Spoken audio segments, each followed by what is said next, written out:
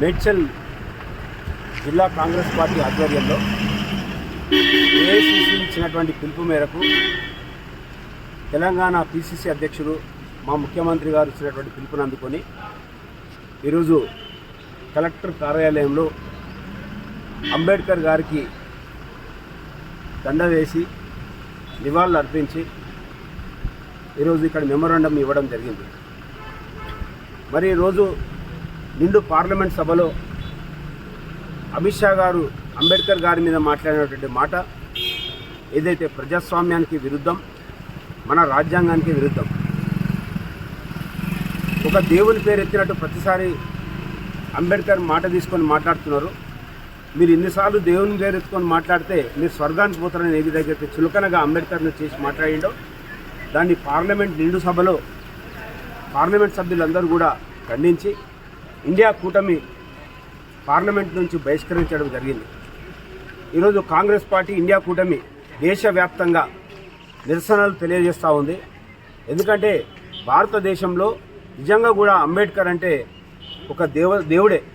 అందరూ కూడా ఆయన రచించినటువంటి రాజ్యాంగాన్ని ఒక బైబిల్గా, ఒక మన యొక్క భగవద్గీతగా, మరి ఒక ఖురాన్గా అన్ని మతాలు కూడా ఆస్వాదిస్తాయి, ఆరాధిస్తాయి.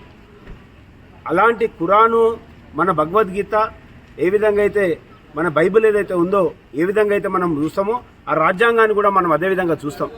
కానీ ఈనాడు చులకనగా మాట్లాడి రాజ్యాంగాన్నే కించపరిచే విధంగా, మరి అంబేద్కర్ యొక్క రచించిన రాజ్యాంగాన్ని కించపరిచి మన యొక్క పార్లమెంట్ వ్యవస్థనే కించపరిచే విధంగా అమిత్ షాను వెంటనే మన బర్తరఫ్ చేయాలని, ఆయనను మంత్రివర్గం నుంచి తొలగించాలని మరి మేమందరం కూడా భారతదేశ వ్యాప్తంగా ఉన్నటువంటి అన్ని శ్రేణులు ప్రజలందరూ కూడా కోరుకుంటున్నారు.